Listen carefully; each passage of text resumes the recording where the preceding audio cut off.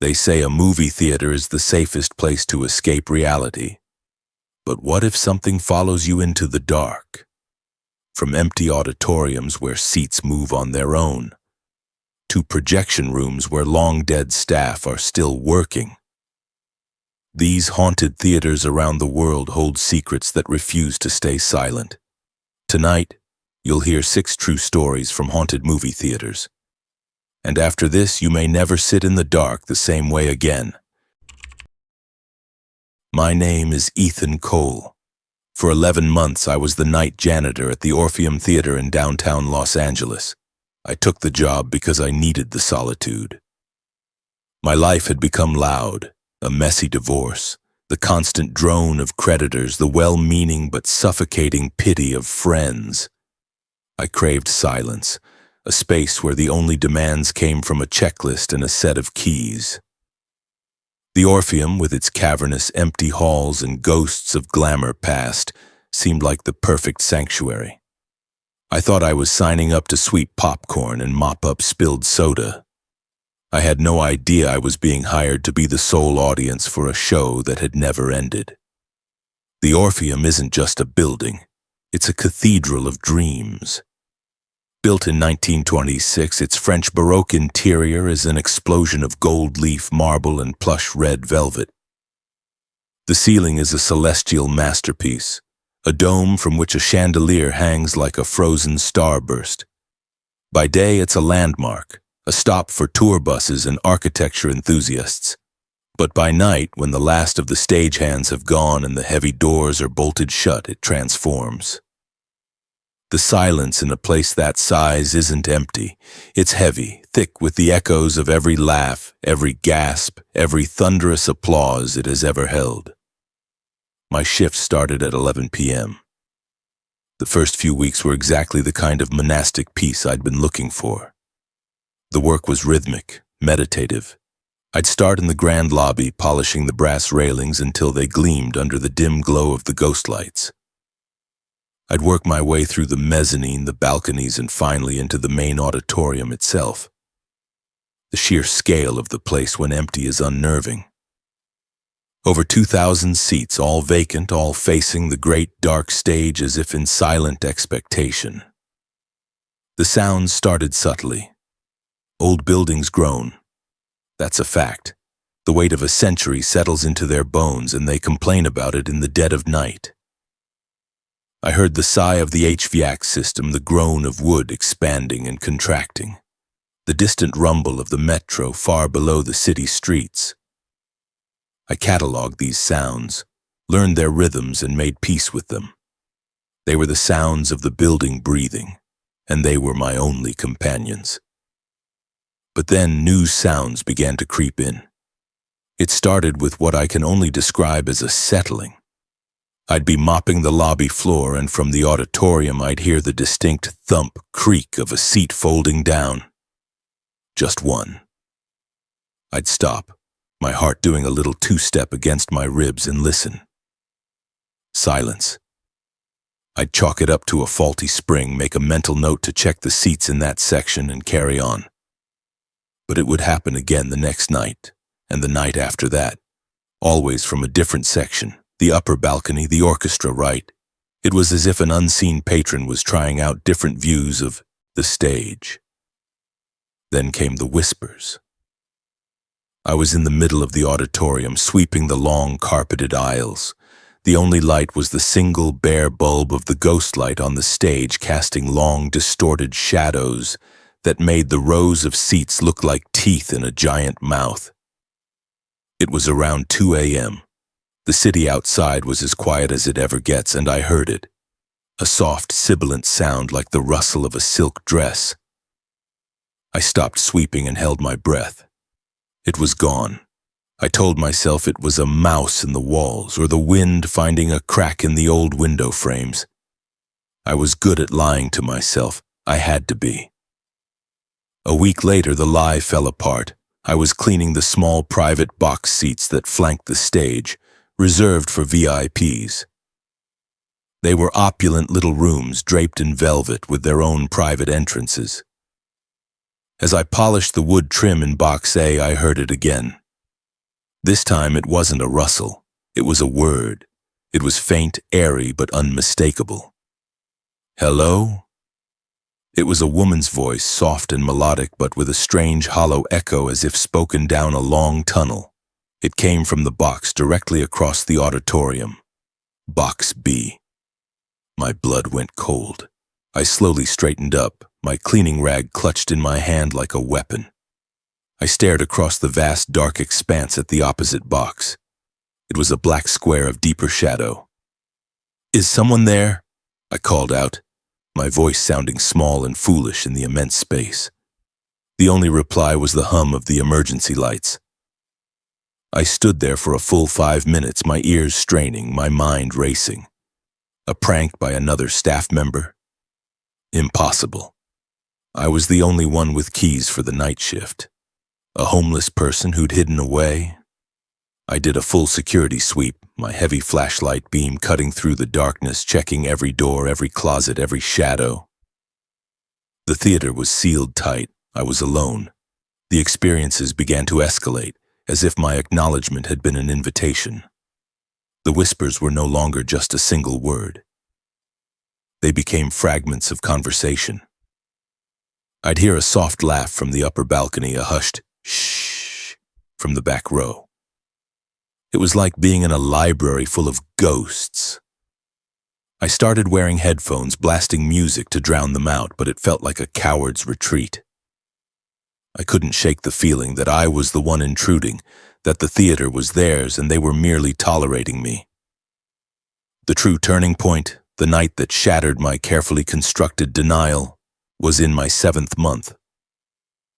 It was a Tuesday deep in the dregs of winter. The theater had been dark for a few days, no shows scheduled. The silence was even heavier than usual. I had finished my work early and was sitting on the edge of the stage, drinking a thermos of coffee, just looking out at the sea of empty seats. It was peaceful. For a moment I felt a sense of ownership, of connection to the history of the place. That's when I heard my name. Ethan. It wasn't like the other whispers. This one was clear, crisp, and close. It sounded like it was spoken directly into my ear. I sprang to my feet, spinning around, my coffee sloshing onto the stage. The stage was empty. The wings were shrouded in darkness. But the voice had been as real as my own heartbeat, which was now hammering against my chest like a trapped bird. "Who's there?" I yelled, my voice trembling with a mixture of fear and anger. "This isn't funny." The theater drank my words, leaving only silence in their wake. I stood there, shaking, scanning the darkness. And then, from the back of the auditorium came the sound that would become the soundtrack to my nightmares. Whir, click, whir, click. It was the unmistakable sound of a 35mm film projector starting up. My head snapped toward the projection booth, a small window high at the back of the theater. A beam of bright white light shot out from it, cutting a perfect flickering rectangle onto the dark fire curtain of the stage. My mind refused to process what I was seeing. The Orpheum had converted to digital projectors years ago. The old 35mm projectors were still in the booth, but they were dinosaurs, disconnected, covered in dust cloths. They were museum pieces. They had no power, they had no film, and yet one of them was running. I was paralyzed. My janitorial duties did not include dealing with the impossible. The beam of light on the curtain flickered and danced, empty of any image but full of terrifying implication. Someone or something was in that booth. Slowly I began to walk up the main aisle, my heavy work boots feeling like lead. Every instinct screamed at me to run, to get out and never come back. But a morbid, defiant curiosity pushed me forward. Who was doing this? What did they want? As I got closer, the whispers started again. But this time they weren't scattered. They were coming from all around me, from the empty seats I passed. They swirled together, a chorus of spectral voices, all murmuring the same thing. Ethan. Ethan. Look, it's Ethan. He sees us. He hears us. It was as if the phantom audience I had only felt before was now awake and I was their main attraction. I kept my eyes fixed on the projection booth, refusing to look at the seats, terrified of what I might see in my peripheral vision. The whispers grew louder, more insistent, weaving around me as I climbed the stairs to the mezzanine, and then the final flight to the balcony level where the projection booth was located. The air grew colder with every step. The whirring of the projector was loud now, a frantic mechanical heartbeat. The door to the booth was slightly ajar. I pushed it open. The room was thick with the smell of dust and ozone. The massive ancient projector stood in the center of the room, its machinery churning, its lamp blazing. The dust cloth that should have been covering it was crumpled in a corner. The take-up reel was spinning wildly, but as I'd suspected, there was no film running through the gate. It was playing nothing. It was a ghost of a machine running on a ghost of a current for a ghost of an audience, and there was no one there. I stood in the doorway, my mind a screaming void. The projector whirred. The whispers from the auditorium below continued their maddening chant of my name.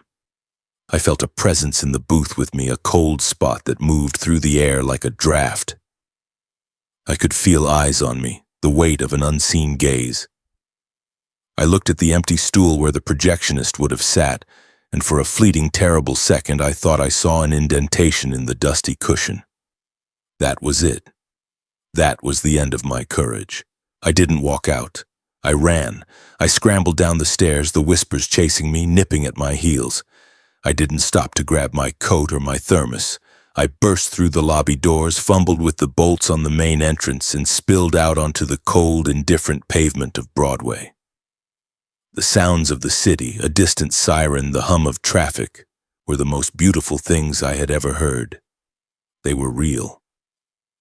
I never went back. I called my supervisor the next morning and told him I quit, that I was sick. He was annoyed, but I didn't care. Let them find another janitor. Let someone else be the audience. I still have nightmares about it. I'll wake up in a cold sweat, the sound of a phantom projector whirring in my ears and my own name being whispered from the shadows of my bedroom. I used to love old movies, the magic of the cinema. Now I can't even step inside a theater. When the lights go down, I don't see the screen. I see 2,000 empty seats all facing forward in the dark. And I know with a certainty that chills me to my soul that they aren't all empty. If you're enjoying these scary, true tales, make sure to like and subscribe. Now, let's move on to the next story. My name is Sofia Ramirez. For 3 years, I worked the ticket counter at the Cine Palacio, a small, single-screen theater in a quiet neighborhood of Mexico City. It wasn't a glamorous multiplex, it was a relic, a place that smelled of buttered popcorn and old velvet. It had survived decades by showing classic films and independent features, catering to a small but loyal clientele of romantics and cinephiles. I loved that theater. It felt like a keeper of stories, both on the screen and within its walls. I just never imagined one of those stories would attach itself to me. The phenomenon began without fanfare. It was a simple, recurring transaction that I barely registered at first. Every night, without fail, someone would purchase a single ticket for the evening's final screening. The seat was always the same. Fila once, asiento B. Row 11, seat B. It was a good seat, center left with a perfect, unobstructed view of the screen. But the consistency was odd. The buyers were never the same. Sometimes it was a young woman who looked like a university student, her eyes cast down as she pushed a few crumpled bills across the counter. Sometimes it was an older gentleman in a crisp suit who paid with a large bill and didn't wait for the change.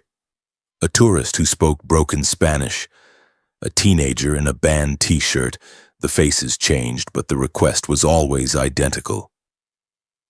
Uno para fila once B, por favor. For the first few months I thought nothing of it. It was a quirk, a strange coincidence. Maybe it was a running gag among a group of friends or some sort of scavenger hunt. My manager, a portly, perpetually unimpressed man named Hector, dismissed it with a wave of his hand. As long as they pay, Sophia, who cares? Maybe it's the ghost of Pedro Infante. Sell the ticket. But my curiosity grew into a quiet obsession. I started paying closer attention. The transaction was always brief, almost secretive. The buyer would never make eye contact. They would take the ticket, nod once, and walk towards the theater entrance without buying popcorn or a drink. They would hand their ticket to the usher, Marco, and disappear into the darkness of the auditorium. The first crack in my mundane explanation came from Marco. He was a lanky, good-natured boy who was studying to be an engineer and treated the job with a kind of detached amusement. One night, as we were closing up, he was complaining about having to clean the theater. "It's always the same," he grumbled, leaning on his broom.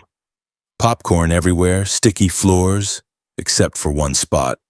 "What spot?" I asked, counting the day's receipts. "Row 11, seat B," he said. "It's always spotless, not a single crumb, not a drop of soda, like no one even sat there." My hand paused over the stack of bills. "What do you mean? I sell that ticket every night." Marco shrugged. "I know. I tear the stub, but when I do my sweep before the lights come up, the seat is always empty. I just figured the person leaves early." "Leaves early? Every single night?" A chill unrelated to the cool night air trickled down my spine. The next evening I decided to watch. The film was a black and white noir classic. The final screening was sparsely attended, maybe 30 people scattered throughout the 400-seat auditorium. As usual, a quiet woman in a gray coat had bought the ticket for 11B. I saw her go in. After the movie started, I slipped out of the ticket booth and stood in the darkness at the back of the theater, my eyes adjusting to the gloom. The flickering light from the screen cast a pale, shifting glow over the audience. I scanned the rows, my gaze landing on row 11. I could make out the silhouettes of a couple on the far right and a single person on the left, but in the middle, seat 11B was empty. The red velvet was pristine, unoccupied. My heart pounded. Maybe she had moved, or gone to the restroom. I waited. 10 minutes. 20. The seat remained vacant. I felt a knot of dread tighten in my stomach. I had seen her go in. Marco had torn her ticket. Where was she? I started watching every night. It became my ritual. I would sell the ticket to the phantom patron, wait for the film to begin, and then take my post at the back of the house. The result was always the same. The ticket was sold, the stub was torn, but the seat was always empty. The person who bought the ticket seemed to simply vanish into the fabric of the theater itself. I confided in Marco, who, despite his pragmatic nature, was intrigued. Together, we decided to escalate our investigation. One night, after I sold the ticket to a man with a weathered face and sad eyes, Marco let him in, and then immediately came to me. "He's in there," Marco whispered, his own eyes wide with a mixture of excitement and fear. "Let's watch the seat." We stood side by side in the shadows. The previews ended, the lights dimmed to almost nothing, and the opening credits of the film began to roll. The ambient light was just enough to make out the shape of the seats. "There," I breathed, pointing. "It's empty." "Wait," Marco said, grabbing my arm. "Mira, watch." I stared, my eyes straining in the dark. For a few seconds, nothing happened. The seat was just an empty chair. And then it happened. It was not a sudden or violent movement. It was slow, deliberate, and utterly impossible. The plush velvet cushion of seat 11B began to sink. It compressed downwards gently, exactly as it would if a person of average weight were settling into it for a 2-hour film. The back of the seat even seemed to tilt back a fraction of an inch. I gasped, a small, choked sound. Marco's grip on my arm tightened. We were witnessing it. Someone or something was sitting in that chair. We just couldn't see them. We watched, mesmerized and terrified for the entire film. The indentation in the seat remained a silent, invisible presence in the middle of the theater. We saw nothing, heard nothing, but we both felt it. The atmosphere around that section of the theater felt different, colder, heavier. The air was still, charged with a quiet energy. When the credits rolled and the house lights slowly began to rise, we kept our eyes locked on the seat. Just as slowly as it had sunk, the cushion began to rise. It decompressed, the velvet smoothing itself out until it looked exactly like every other empty seat in the theater. By the time the lights were at full brightness, any evidence of the occupant was gone. We were shaken. Hector still wouldn't believe us, muttering about faulty springs and overactive imaginations. A sinking seat? Fine. I'll call a repairman, but an invisible man? Stop watching so many horror movies, Sophia. The repairman came the next day. He spent an hour examining the seat, bouncing on it, taking it apart. His verdict was simple. There's nothing wrong with this seat. The springs are fine. The mechanism is perfect. It's one of the best-kept seats in the house. That night, the invisible patron returned. The ticket was sold, the seat sank, and it rose again when the film was over. But this time, we noticed something else. After the lights came up and the seat had returned to normal, I felt compelled to walk down the aisle and approach it. Marco followed, his broom and dustpan forgotten. As I stood before row 11, Seat B, I could feel it. A distinct pocket of cold air hung around the chair, a stark contrast to the warmth of the rest of the auditorium. I reached out a trembling hand and placed it on the velvet cushion. It was ice cold, as if it had been refrigerated. Marco touched the armrest and flinched back. "Está helado," he whispered. "It's frozen." From then on, our ritual included this final step. We would watch the seat sink, watch it rise, and then go and feel the chilling cold it left behind.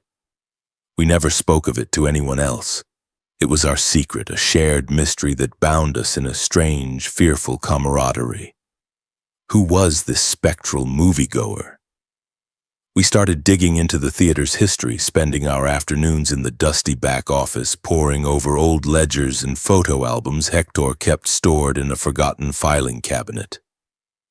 We found a story from the 1950s, a small, yellowed newspaper clipping about a man named Jorge, who had been a regular at the Cine Palacio. He was a lonely man, a bachelor who had loved movies more than anything. The article said he came every night to watch the final screening. It was his escape. According to the brief article, he had died one evening of a heart attack, right in the middle of a film. The usher found him after the show, slumped in his favorite seat. The clipping didn't mention the seat number. Marco and I looked at each other, a silent, chilling understanding passing between us. The last night I worked at the Cine Palacio, I felt a strange sense of finality. I was moving to another city to be with my sister.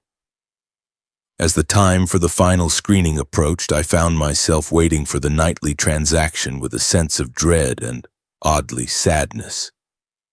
A young man I'd never seen before came to the window. He didn't even have to speak. I just looked at him and he nodded. "Fila wants B," I said softly. He slid the money across the counter. As I printed the ticket, I did something I had never done before. I looked him directly in the eye. His eyes were dark and empty, and for a split second his face seemed to blur, to become translucent. I saw the face of the old man from my first few months, the face of the student, the face of the tourist, all superimposed over his. It was as if he wasn't a person but a vessel. I handed him the ticket. "Enjoy the show," I whispered. He gave me a small, sad smile and walked away. That night I didn't watch from the back of the theater. I sold the ticket, and then I went and stood by the exit. I didn't want to see the seat sink again. I didn't want to feel the cold. I just wanted to leave. As the last of the real patrons filed out chatting about the film, I felt a gentle breeze pass by me, carrying with it a faint scent of old paper and a profound sense of melancholy. It moved through the lobby and out the open doors into the night, and for the first time I felt like our ghost was not just watching a movie but was finally leaving the theater. I don't know if the ticket for 11B is still sold every night at the Cine Palacio. I never went back to find out, but sometimes when I'm in a dark theater and the lights go down, I find my eyes drifting to the empty seats, and I wonder if Jorge, or whatever lonely spirit took his place, has found another favorite spot. I wonder if he's still seeking that escape, that flicker of life on a silver screen, paying his admission every night for a show he can never truly be a part of. My name is Daniel Price. When my grandfather, Arthur Price, passed away, he didn't leave me much in the way of money or property. What he left me was a legacy, a burden, and a ghost. He left me the Majestic, a single-screen cinema in a forgotten corner of East London. It was a crumbling palace of peeling paint and faded glory, a business that was bleeding money faster than a severed artery. And it was haunted, not by a malevolent spirit but by something far more persistent.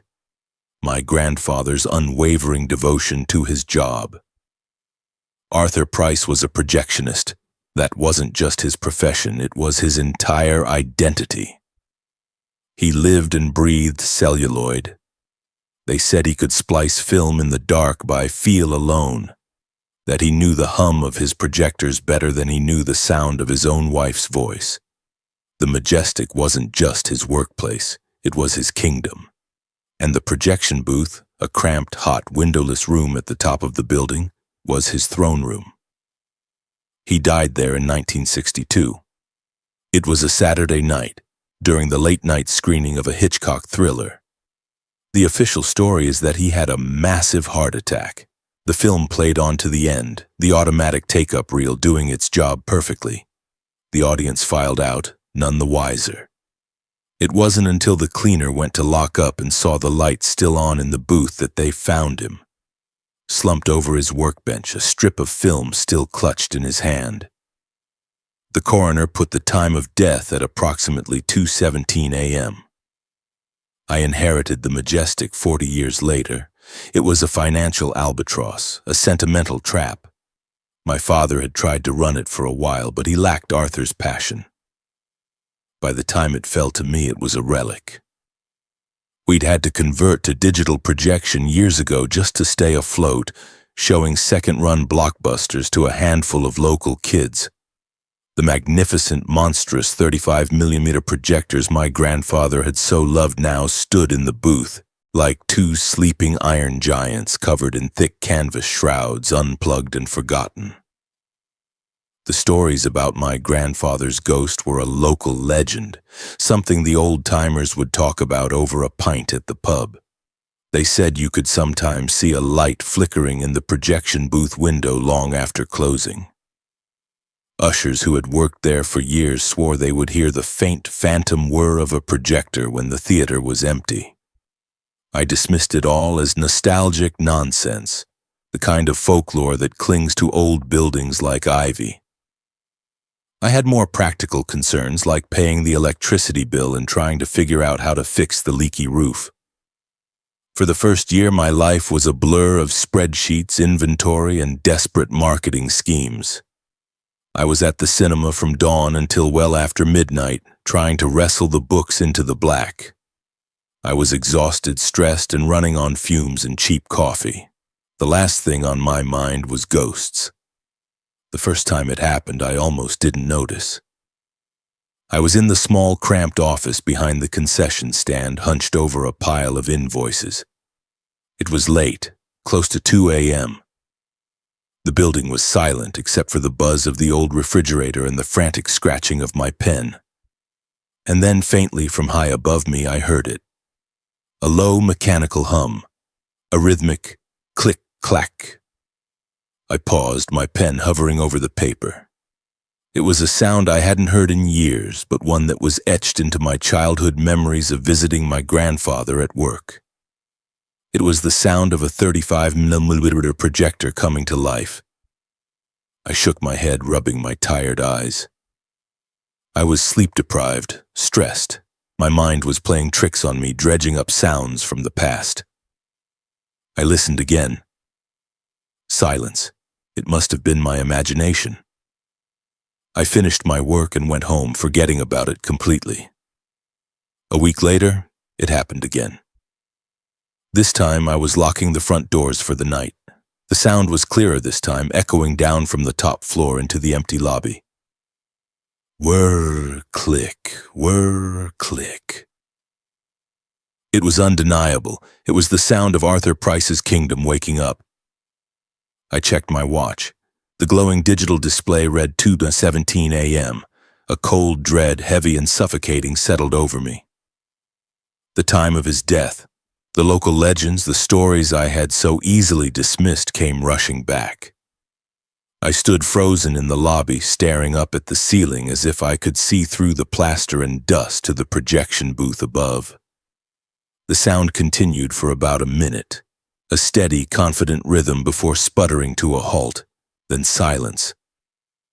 I didn't investigate that night. I locked the doors and practically ran to my car. Fear is a powerful thing, but the prospect of bankruptcy is a close second. I had to come back. The nightly occurrences became my secret torment. Not every night, but often enough to feel like a pattern. At precisely 2:17 a.m., the phantom projector would run. Sometimes for a minute, sometimes for 5. I started timing it. I tried to find a rational explanation. An electrical short? A timer I didn't know about? One night, armed with a heavy-duty flashlight and a dose of liquid courage from a flask of whiskey, I decided to confront it. I waited in the dark auditorium until my watch read 2:15 a.m. I held my breath. The silence in the theater was absolute. 2:16. Still nothing.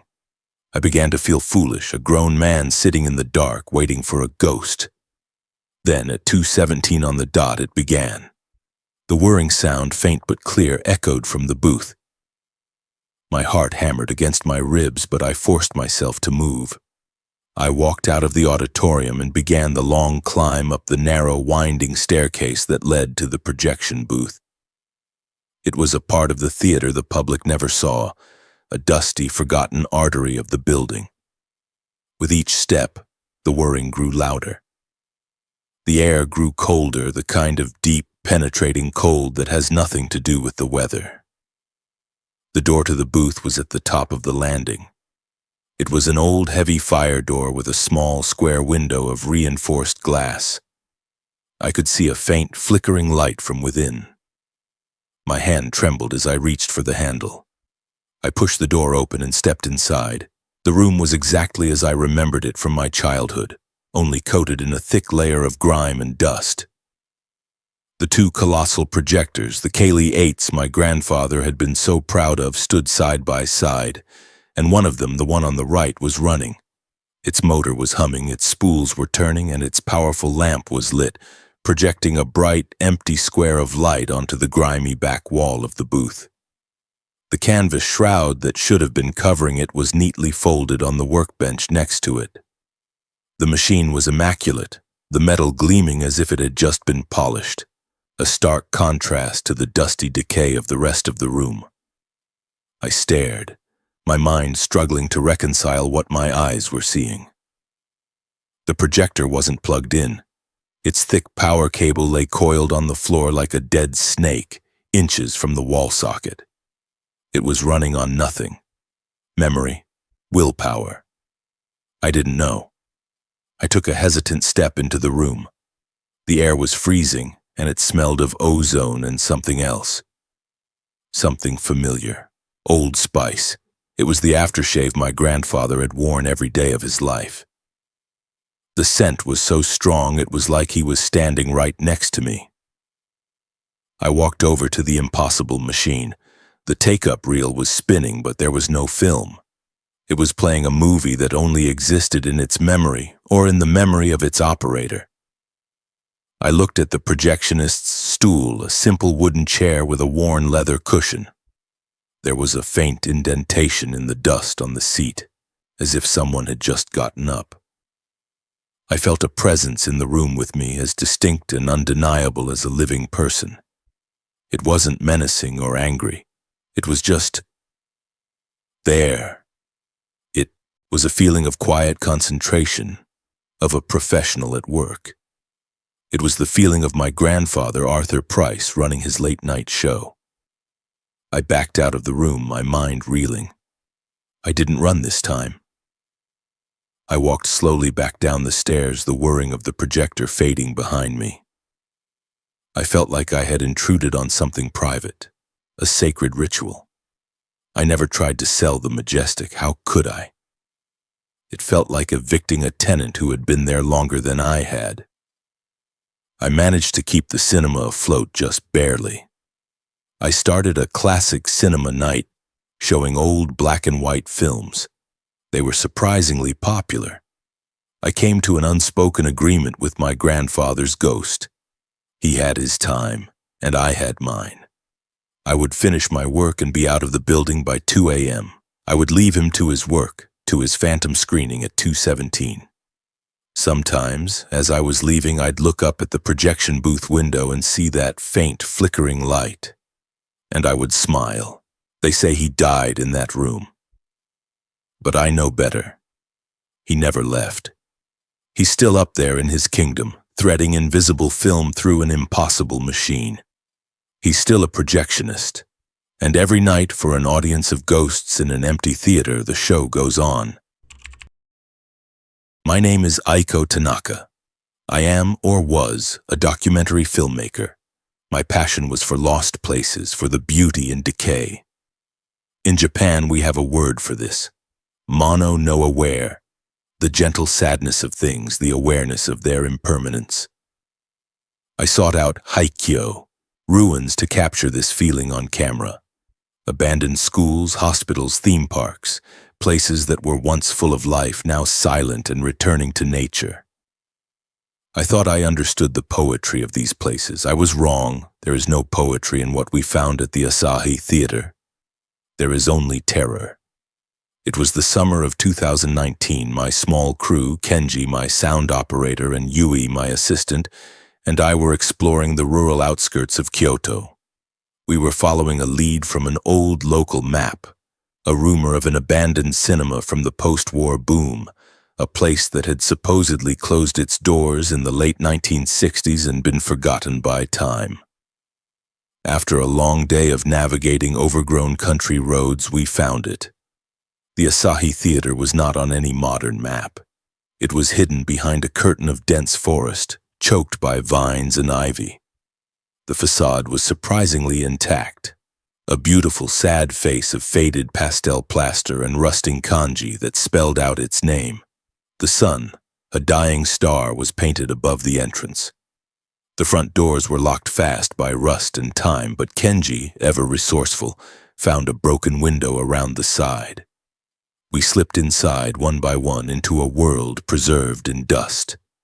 The feeling inside was one of profound stillness. It was like stepping into a photograph. The air was thick and heavy, smelling of damp, decay, and something else, something faintly sweet like old perfume. A thick blanket of dust covered everything, softening every edge, muting every color. In the lobby, faded posters for films I'd only read about in textbooks clung to the walls, their vibrant colors reduced to pale ghosts.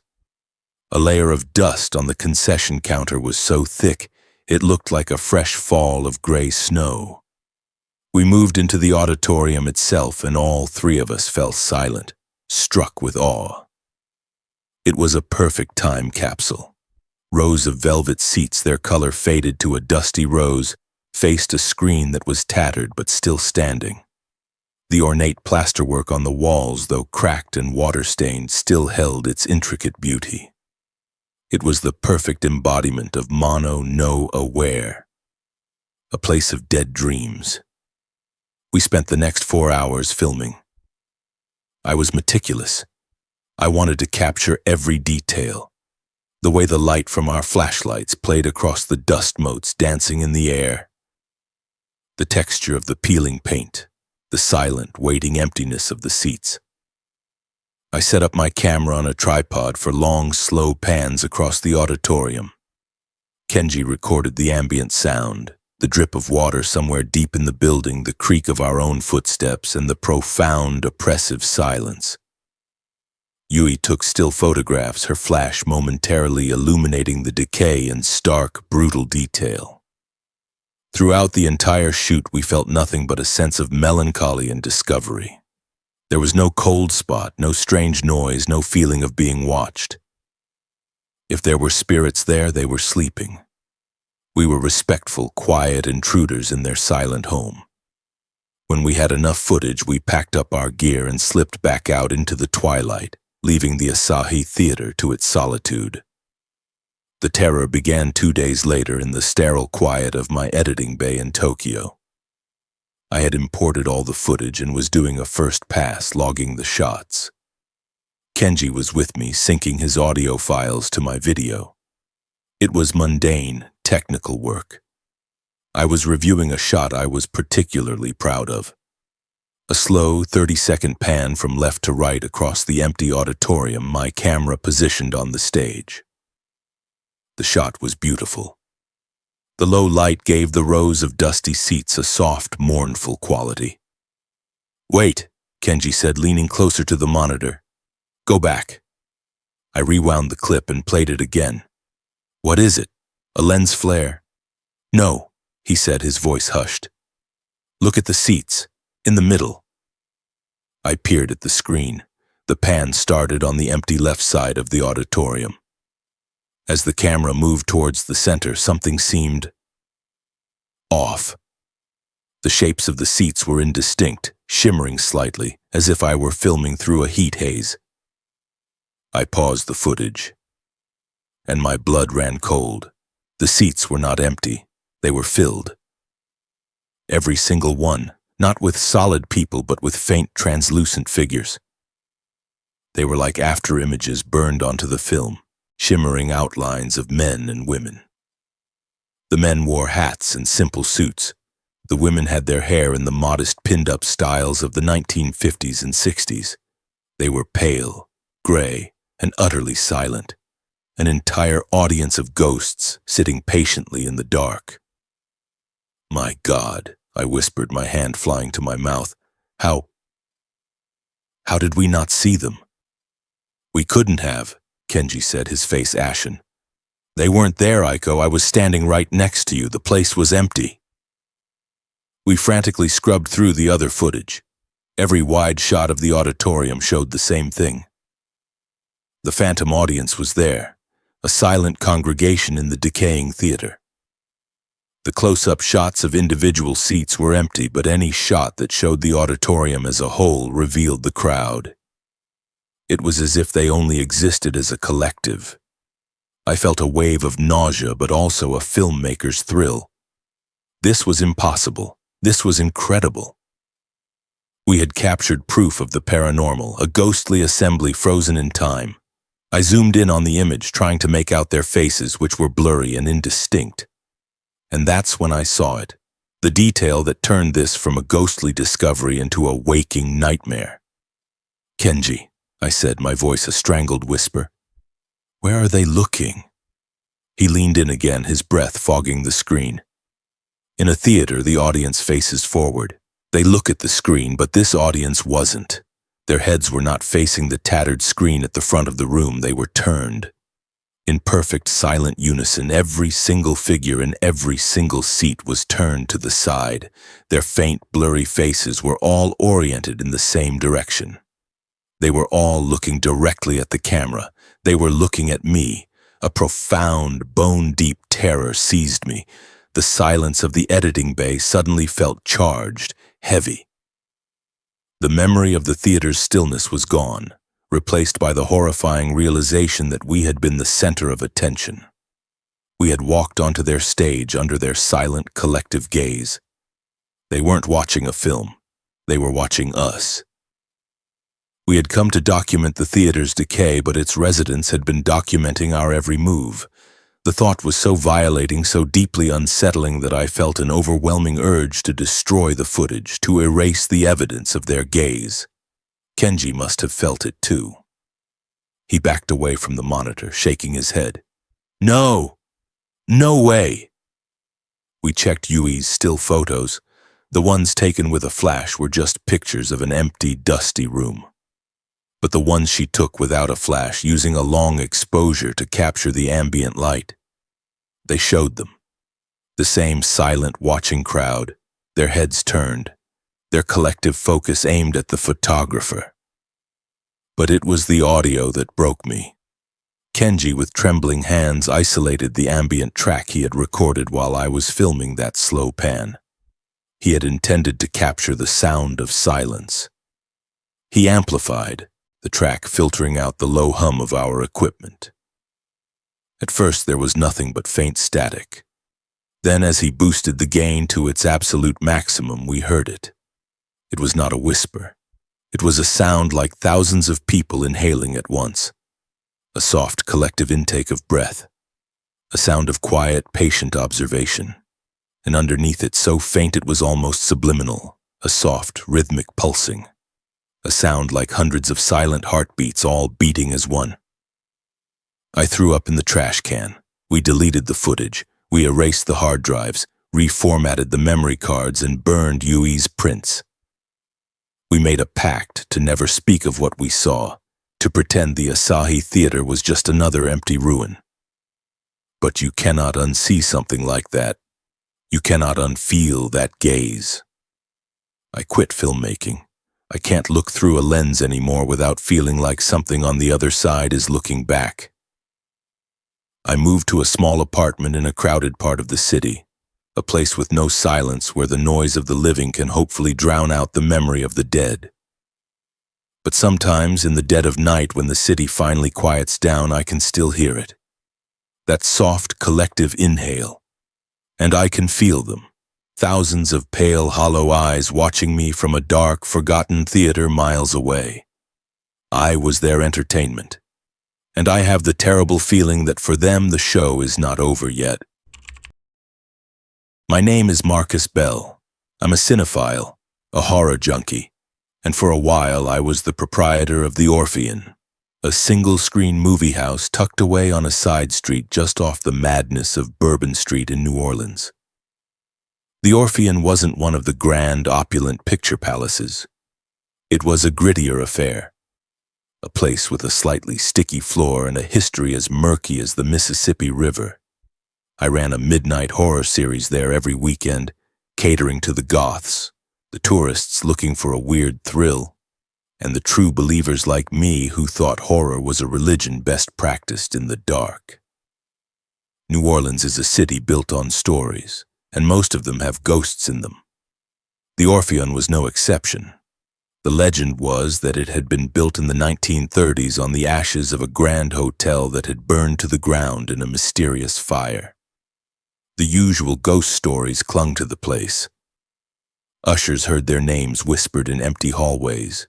Tools went missing from the projection booth, and patrons would sometimes complain about a woman in the front row who would vanish mid-film. I heard all the stories. I even used them in my marketing. Come see a horror movie in a real haunted theater.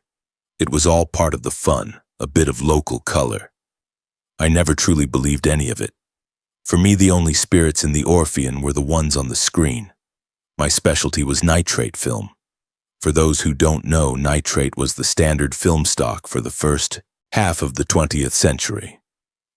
It produces a stunningly rich, luminous image, a silvery quality that digital can't replicate.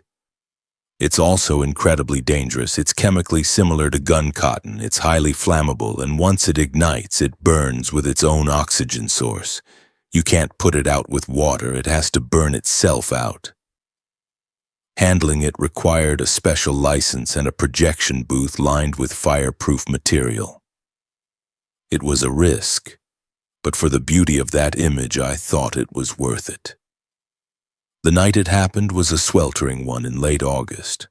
The air was thick and heavy, the kind of New Orleans night where the air itself seems to sweat. The theater was packed. We were showing a rare print of a 1940s film noir called The Lady in Shadow. It was a forgotten gem starring a beautiful, tragic actress named Eleanor Vance, who had died young under mysterious circumstances not long after the film was made. The print was original nitrate, and the audience was buzzing with the nervous energy that comes from watching something so beautiful and so volatile. I was standing at my usual post at the back of the auditorium near the entrance, watching my patrons. The film was gorgeous. Eleanor Vance filled the screen, her face a perfect mask of light and shadow. The audience was captivated. The film was nearing its climax, a tense scene set in a smoky nightclub. Eleanor's character was confronting the villain, her face a mixture of fear and defiance. That's when I smelled it. A sharp, acrid chemical odor. The smell of burning nitrate. My blood turned to ice. Before I could even shout a warning, it happened. The image on the screen wavered. It blistered. The face of Eleanor Vance began to bubble and melt, distorting into a grotesque mask. Then, with a bright, silent flash, a hole burned through the center of the frame, a rapidly expanding circle of pure white light. The film had caught in the projector gate. The audience gasped, then groaned, thinking it was just a technical glitch. But I knew better. I knew that upstairs my projectionist was scrambling and that we were seconds away from a full-blown fire. The white hole on the screen grew larger, the edges of the film curling and blackening as they were consumed. And then, the impossible began. From within the circle of burning white light, a silhouette started to form. It wasn't part of the movie. It was dark, sharp, and three-dimensional. It was the shape of a woman in a 1940s-style dress with wide shoulders and a narrow waist, exactly like the one Eleanor Vance had been wearing in the scene. The audience fell silent, a confused murmur rippling through the crowd. Some of them thought it was a special effect, a brilliant piece of theatricality I had staged. The silhouette took a step. It didn't step within the confines of the screen. It stepped forward, through the screen. The figure detached itself from the burning image, its form solidifying as it moved. The light from the burning film seemed to cling to her, making her glow with an unnatural incandescence. She was no longer a silhouette, but a fully formed woman, her dress and hair the color of ash and embers. Her face was indistinct, a blur of shadow, but I could feel her presence, a wave of cold air and the scent of smoke and old perfume washing over the front rows. She took another step, her feet now firmly on the wooden stage below the screen. The audience was utterly silent, a sea of stunned faces staring at the apparition. They were paralyzed, caught between the belief that this was a trick and the primal fear that it was not. The woman stood on the stage for a moment, the fire on the screen raging behind her like a portal to hell. Then she slowly turned her head. She didn't look at the audience. She looked past them, her gaze sweeping across the theater until it landed directly on me, standing in the shadows at the back. Her face, which had been a blur, sharpened into focus for a single heart-stopping second. It was the face of Eleanor Vance, not as she appeared in the film, but older, sadder, with eyes that held a century of sorrow. And then she smiled. It was not a friendly smile. It was a slow, knowing, chilling smile of recognition, as if she and I were sharing a secret I didn't want to know. Then, as quickly as she had appeared, she dissolved. She didn't walk away or fade. She simply disintegrated into a column of swirling smoke and embers which drifted up towards the ceiling and vanished. The spell was broken. The audience erupted, some screamed, some applauded, thinking they had just witnessed the greatest theatrical stunt of all time. The fire alarm finally blared and chaos ensued as people scrambled for the exits. I just stood there, frozen, my eyes locked on the spot where she had been. The ghost of her smile burned into my memory. The fire in the projection booth was contained quickly. The damage was minimal thanks to the fireproofing, but the print of "The Lady in Shadow" was destroyed, a melted toxic lump of plastic. The Orpheum was shut down for a week for inspection. I used the time to go to the city archives. I looked up the old hotel fire, the one that had supposedly happened on this spot. I found the records. The hotel had indeed burned down in 1948. The fire had started in one of the rooms and it had spread with unnatural speed. There was only one fatality. A guest, a Hollywood actress who was in town for a promotional tour. She had been trapped in her room and died in the fire. Her name was Eleanor Vance. I sold the theater a month later. I couldn't stay there anymore. The magic of the cinema was gone for me, replaced by a deep and abiding fear. I had invited people to see horror, and I had accidentally shown them something real. Every time I closed my eyes, I saw her stepping out of the fire, her face a mask of sorrow and that terrible knowing smile. She wasn't a ghost haunting a theater. She was a ghost bound to the fire that killed her, and to the film that preserved her image. And for one night, the fire in the projector had been hot enough to bridge the gap between her world and ours. It was the last and most terrifying screening the Orpheum ever had. My name is Claire McAllister. I'm a history student, a skeptic, and for 2 years I worked as a tour guide and sometimes usher at the Royal Lyceum, one of Edinburgh's most beautiful and allegedly most haunted theaters. In a city like Edinburgh, you can't throw a stone without hitting a ghost story, and the Lyceum had more than its share. We even ran nightly ghost tours after the main shows, milking the legends for the tourists.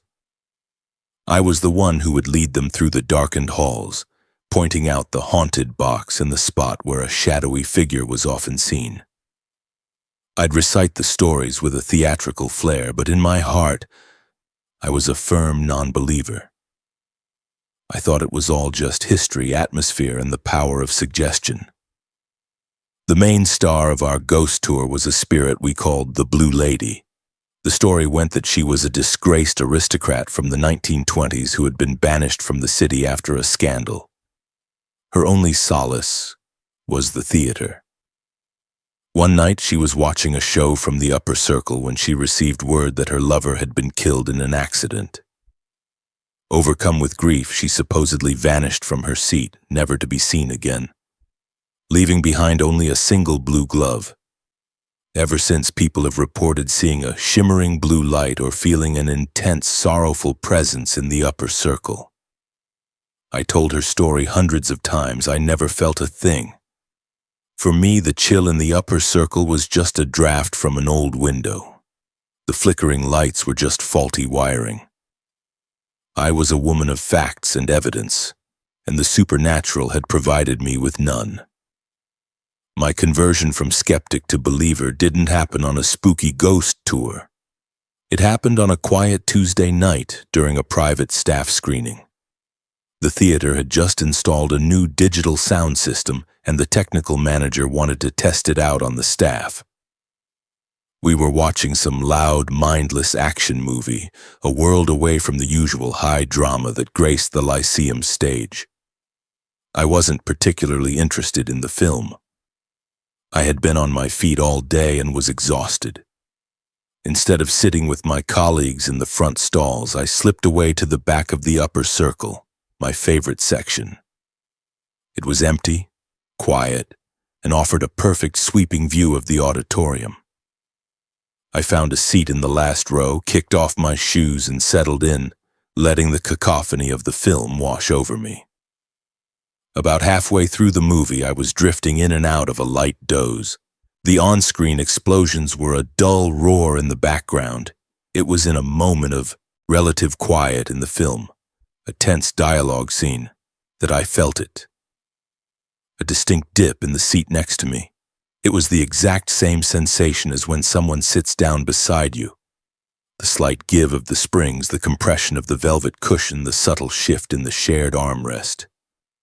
My eyes snapped open. I was instantly wide awake, my heart beginning a low, heavy thud. I didn't turn my head. I was too terrified. My mind raced, trying to find a rational explanation. One of my co-workers playing a prank. But I had heard no footsteps on the carpeted floor. The upper circle was a vast, echoing space. I would have heard someone approaching. Then came the cold. It wasn't a draft. It was a sudden, plunging drop in temperature that was localized entirely to my immediate vicinity. It was an active, predatory cold. It seeped into my clothes, raised goosebumps on my arms, and made my breath mist in the air before my face. I could feel it radiating from the seat beside me, a pocket of absolute, unnatural winter in the warm, stuffy theater. I sat there rigid, my body screaming at me to run, but my limbs refusing to obey. I was pinned to my seat by sheer terror. I could feel a presence beside me as surely as if it were a living, breathing person. I could feel the weight of its attention, a profound sense of sorrow and loneliness that was so palpable it felt like my own. I didn't dare look. I just stared straight ahead at the movie screen, not seeing a single frame, my entire being focused on the invisible, freezing entity sitting next to me. For what felt like an eternity but was probably only an hour, I sat like that, a prisoner in my own theater. The presence never moved. It just sat there, sharing the darkness with me, exuding its aura of cold and sadness. I felt an absurd, hysterical thought bubble up. I hoped it was enjoying the film. When the movie finally ended and the credits began to roll, the presence shifted. I didn't see it, but I felt it. A slight rustle, a sigh of movement, and the cold began to recede. The pressure on the seat next to me lifted. The cushion beside me slowly, audibly, rose back to its original position. The entity was gone. I remained frozen until the house lights came up, their warm golden glow feeling like a divine rescue. My colleagues' chatter and laughter drifted up from the stalls below, a sound from another world. My limbs were shaking, but I could finally move. With a trembling hand, I forced myself to turn and look at the seat beside me. It was empty. The rich red velvet was unmarked, but it wasn't. As I looked closer, I saw that a delicate, intricate pattern of frost was spread across the seat cushion, shimmering in the house lights. It was the kind of frost that forms on a window pane on a bitterly cold morning.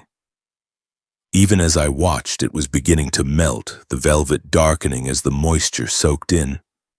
My eyes scanned the seat, the floor, looking for any explanation, any evidence beyond the impossible frost. And then I saw it. It wasn't on the seat.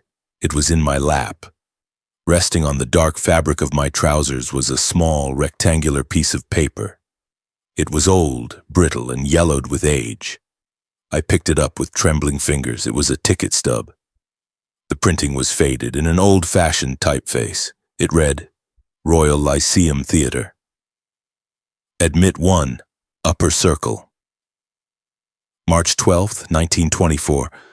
I gasped, dropping the stub as if it had burned me. 1924, the era of the Blue Lady. This wasn't just a cold spot or a draft. This was contact. She hadn't vanished from her seat all those years ago. She had just become unseen. I left the theater that night a different person.